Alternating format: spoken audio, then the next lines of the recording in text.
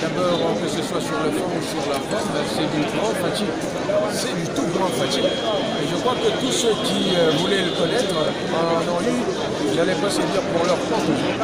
Nous avons vu un président qui a brossé la situation de la République, du pays, en des termes faciles à comprendre pour la population et qui a fait en sorte que tout le monde s'approprie sa vision. Et sa vision va de l'intérêt congolais à l'intérêt du Congo. Et ça, c'est tout à fait particulier. Et je dois dire que d'être son ministre, ça m'a fait un plaisir encore plus grand que celui d'être spectateur. Avec le paradoxe d'un pays potentiellement riche, avec un peuple très pauvre, ça représente votre attention. Et quand il parle de la revanche du sol sur le sous-sol, ça c'est aussi quelque chose. Et le président de la République met son action dans la durée. Et c'est une action qui est en mouvement. Et donc en d'autres termes, il associe tout le monde, mais il va avec ses pas à lui. Et je suis convaincu, au regard de ce qui s'est passé avec les programmes de 100 jours, dans tous les domaines, scolaires, santé, sécurité, etc., qu'on verra des actions et des résultats. Merci. Ouais, c'est un discours, si ça se réalise, ça sera pour le futur du peuple congolais et nous serons contents. Voilà, merci beaucoup. Merci. Il faut l'excellent.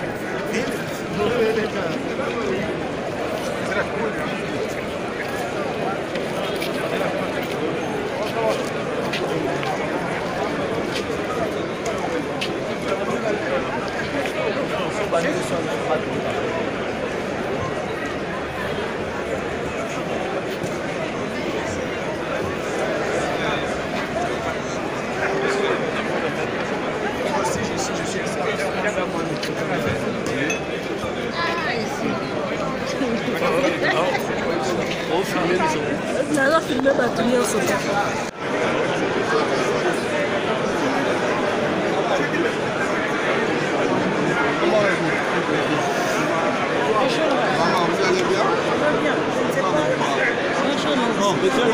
Ça va bien. Mon frère, comment vas-tu? Même quand on te touche, on va te sentir les mains. Comment vas-tu? Ça va bien. Oui. Denis? Oui, président. Qui vient? Soro Lingiga.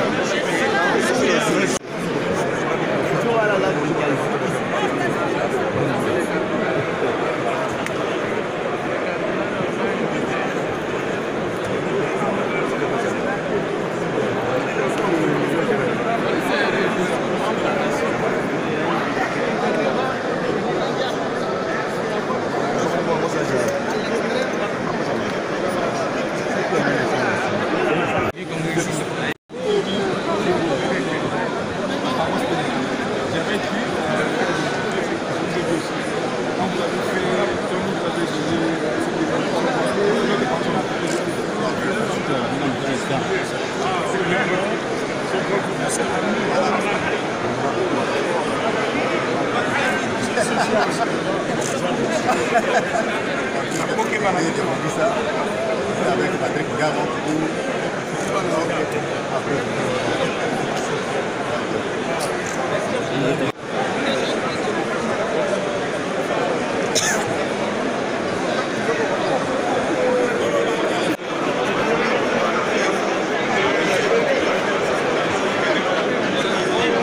On est là.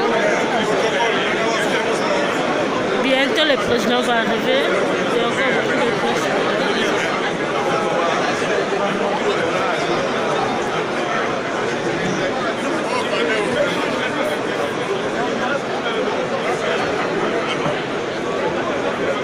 Le président sera là dans 30 minutes. Dans quelques minutes, il sera là déjà.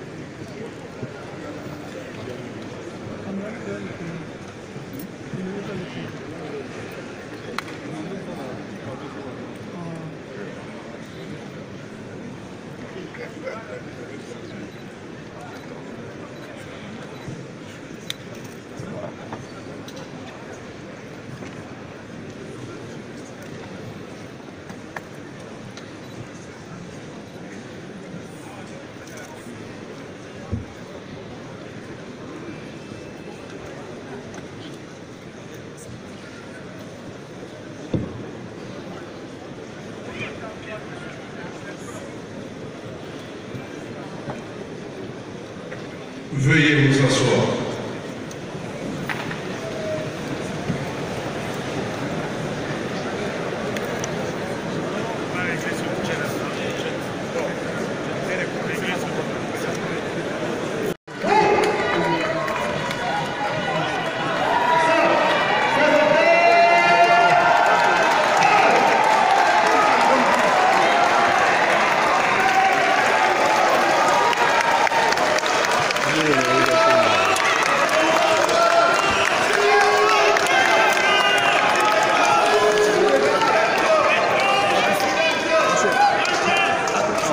Vers une autorité nationale des revenus, une forme de guichet unique permettant le prélèvement d'impôts et taxes de toutes nos régies financières, l'amélioration de la gouvernance dans le secteur extractif est d'une exigence absolue pour stimuler la mobilisation accrue des recettes.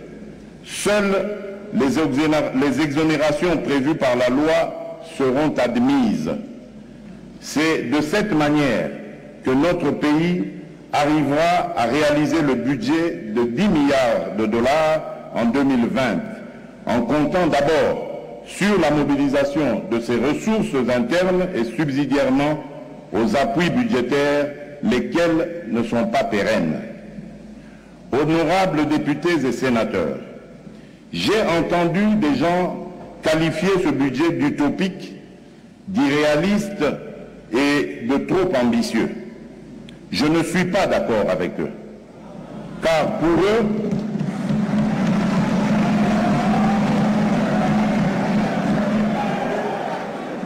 je disais donc que je ne suis pas d'accord avec eux, car pour un grand Congo, il faut une grande ambition. Ce n'est pas en maintenant un budget à 4 milliards de dollars que nous pouvons changer ce rapport à la pauvreté dont j'ai parlé.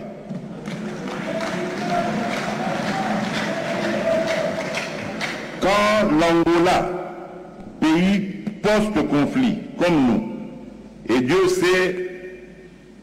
seul sait combien il n'a pas été ravagé après plus de 25 ans de guerre, grâce à la détermination de ses dirigeants et l'union sacrée de son peuple, a aujourd'hui un budget de 32 milliards de dollars contre une population de 29 millions. Comment, dans ce cas, les gens peuvent-ils s'étonner que le gouvernement propose un budget de 10 milliards de dollars avec 80 millions de Congolais? J'en appelle à tous mes compatriotes à faire preuve de civisme fiscal. Je m'assurerai à mon tour que les revenus fiscaux servent effectivement à répondre aux besoins de notre peuple. Je suis au courant de la persistance des pratiques de corruption et de l'existence des réseaux de prédation et de fraude massive qui occasionnent des détournements et des manques à gagner au trésor public. Tous ces réseaux seront démantelés et je serai intraitable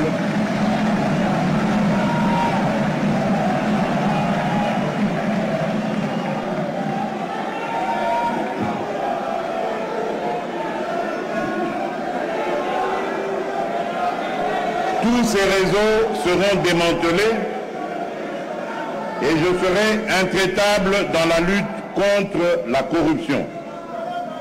C'est l'un des moyens de regagner la confiance de notre peuple d'abord et celle de nos partenaires ensuite.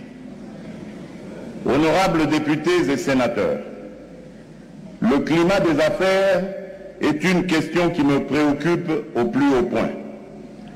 Il n'est un secret pour personne que pour attirer les investissements nationaux et étrangers, il faut l'amélioration du climat des affaires. Ceci concerne même les PME, les entrepreneurs qui sont régulièrement victimes des tracasseries, d'harcèlement fiscal, de contrôle intempestif, de convocation permanente par des organes non attitrés. À ceci, j'ajoute une multitude de services aux postes frontaliers de notre pays. J'étais étonné d'apprendre que dans certaines frontières, il y a des dizaines de services alors que la loi les limite à 4. En outre, on retrouve même beaucoup de barrières sur toutes les routes d'intérêt national ainsi que sur les routes de desserte agricole.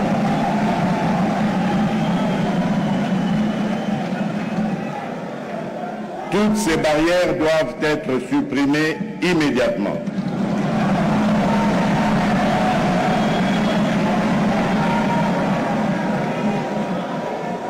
C'est dans ce contexte que j'envisage très prochainement la création d'une cellule du climat des affaires.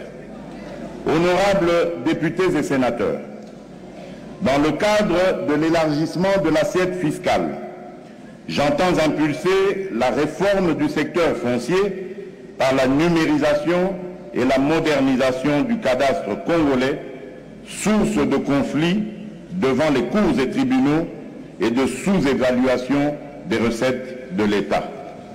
Il s'agira de dématérialiser des procédures de travail par l'informatisation complète de cette administration, numériser la cartographie du territoire pour améliorer la gestion de cette ressource, numériser pour sécuriser les titres de propriété.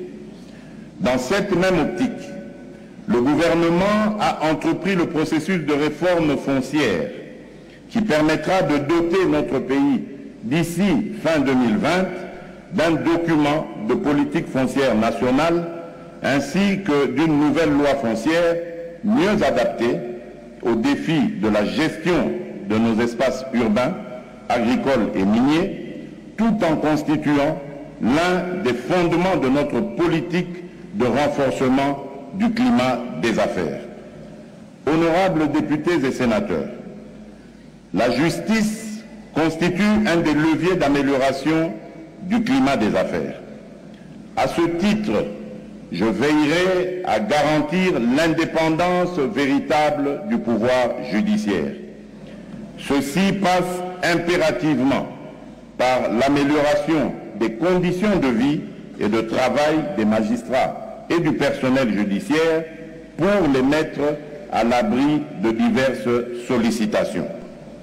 Je tiens à ce que tout le monde, riche comme pauvre, puisse avoir un accès équitable à la justice.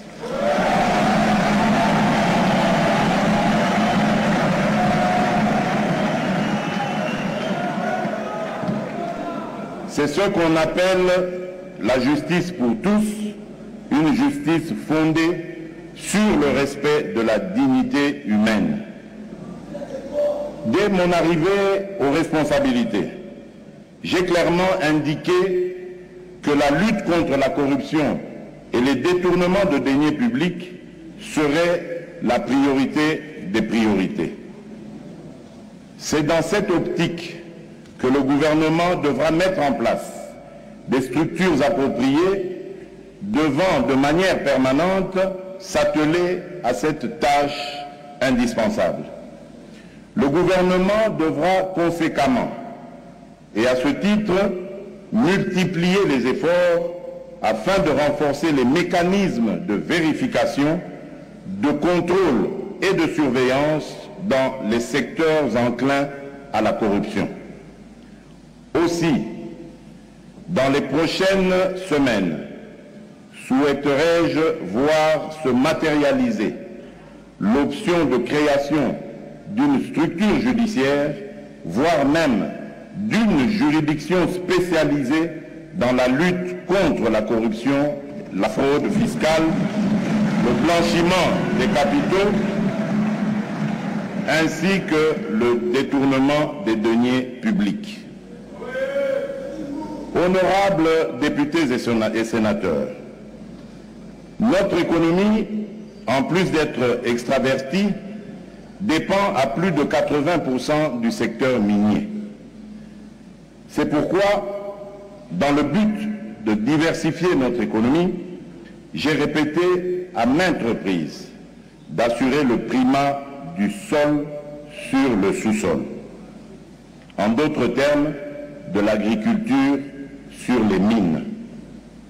J'ai adopté une stratégie à plusieurs variantes, mais qui oscille toutes de la mise en place des zones économiques spéciales, autour de la mise en place des zones économiques spéciales, regroupées dans 6 espaces industriels dont le gouvernement vient d'adopter la création. Il s'agit de la zone industrielle de l'espace Kinshasa, comprenant la ville-province de Kinshasa, le Congo central et l'ancienne province du Bandundu. La zone industrielle de l'espace Kasaï, comprenant les provinces du Kasaï central, du Kasaï oriental, de la Lomami et du Sankourou. La zone industrielle de l'ancienne province du Katanga, la zone industrielle du Grand Kivu, la zone industrielle de l'ancienne province orientale, la zone industrielle de l'ancienne province de l'Équateur. Pour les zones économiques spéciales, 2 catégories d'investisseurs nationaux et étrangers y sont invités, à savoir les aménageurs et les entreprises.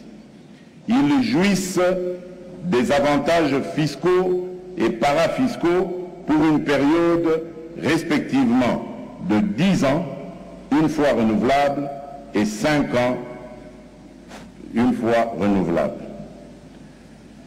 Je ne veux pas entrer ici dans les détails d'autres avantages prévus, notamment de son état de praticabilité. De cette manière, les activités agricoles de Bandundu, Kasaï et de toutes les provinces concernées peuvent se substituer aux produits importés, principalement le maïs. J'imagine une autre route qui partirait de Zongo, dans le sud Ubangi, jusqu'à Ao, en passant par la Mongala, la Chopo, le Bazouélé, le Haut-Ouélé, pour se connecter sur la route qui va de la frontière ougandaise jusqu'à Mombasa, au Kenya. La même route, au carrefour de Buta, dans le Bazouélé, comportera un deuxième embranchement vers Kisangani, Walikale, Bukavu, Uvira, Burundi, jusqu'à Dar es Salaam. L'autre route qu'il faut achever est celle qui part de Bukavu, en passant par Kasongo, Kabinda, Mbujimai, Kananga, Kanyama, Kanyama-Mbuji et l'Angola, vers l'Angola.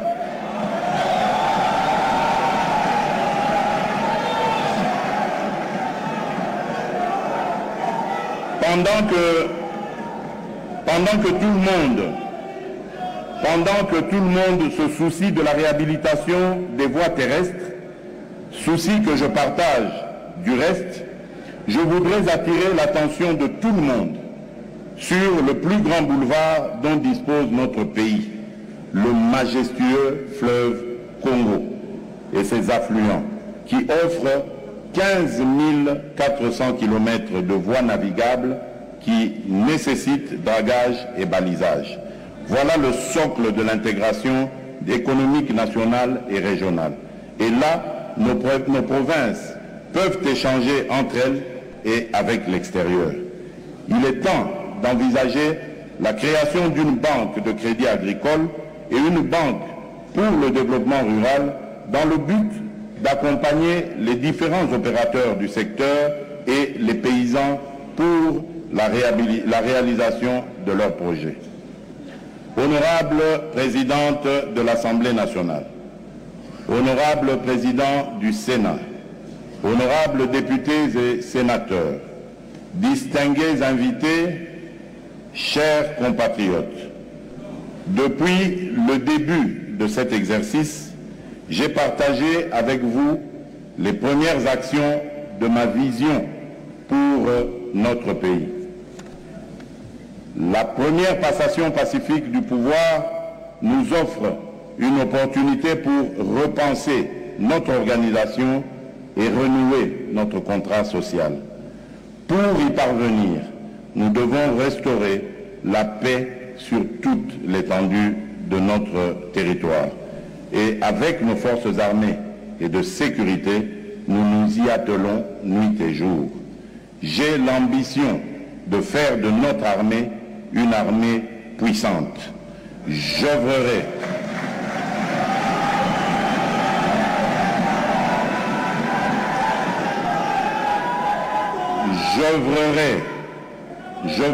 à la doter d'un budget programme pour assurer la formation, l'équipement et le casernement tout en améliorant les conditions sociales de ceux qui ont choisi de sacrifier leur vie pour la sauvegarde de la patrie.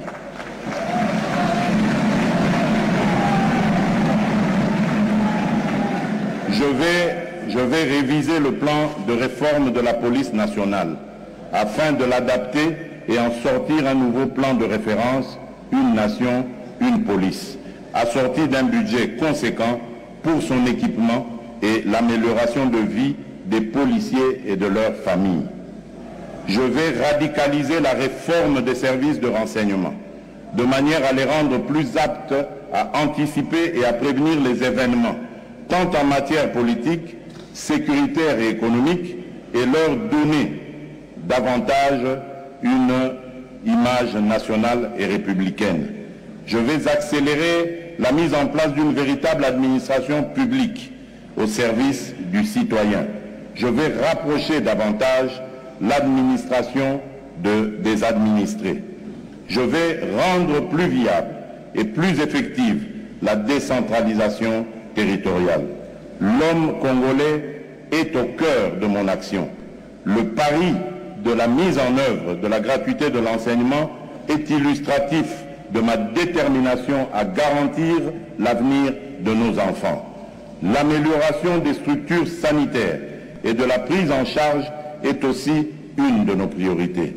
C'est pourquoi, au cours de l'année prochaine, je vais débuter la mise en œuvre de la couverture sanitaire universelle conformément à l'article 47 de la Constitution.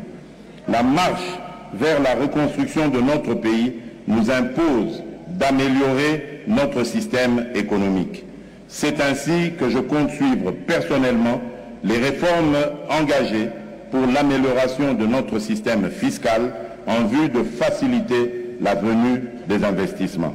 Mon ambition est de construire une économie forte qui passe par la mise en place des infrastructures structurantes de communication et de télécommunication. Et pour cela, je veillerai à l'amélioration du climat des affaires par la mise en place d'une institution de suivi des indicateurs. L'afflux massif des investisseurs dépend aussi d'une bonne distribution de la justice et de la sécurité juridique et judiciaire pour ces derniers. C'est pourquoi la réforme de la justice constitue un impératif. Activement, nous devons combattre la corruption qui prive notre pays de beaucoup de ses ressources. De ce point de vue, je voudrais inviter tous les responsables publics à être exemplaires et dignes. La position géographique de notre pays, son énorme potentiel énergétique et environnemental nous place au centre des enjeux de notre temps. Nous devons jouer le rôle qui est le nôtre dans la stratégie mondiale de lutte contre le réchauffement climatique. Le rôle moteur que doit jouer notre pays pour le développement de notre continent nous impose une ouverture aux pays limitrophes et aux organisations sous-régionales. Nous travaillerons à rendre nos entreprises compétitives et, dans le cas de la théorie des avantages comparatifs, de réduire sensiblement notre dépendance aux importations. L'année qui s'ouvre sera le témoin de la reprise de la collaboration avec nos partenaires traditionnels, l'arrivée massive d'investissements étrangers, résultat de mes récents déplacements. Avec les mesures que nous avons prises sur tous les plans, je peux dire avec courage que nous sommes sur la bonne voie.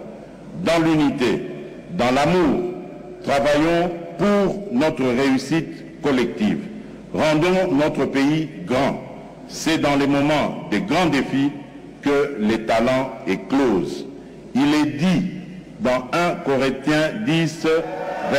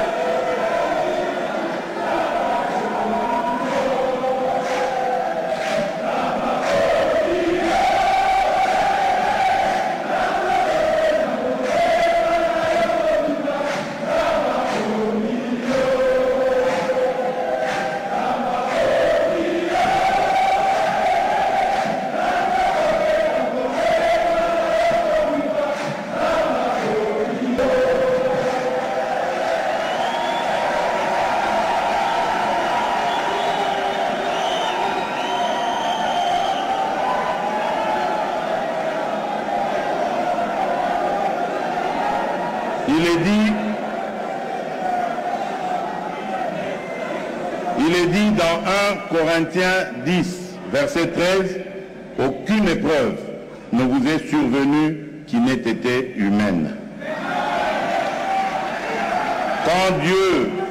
Quand Dieu vous assigne des responsabilités, il vous donne des capacités d'y parvenir.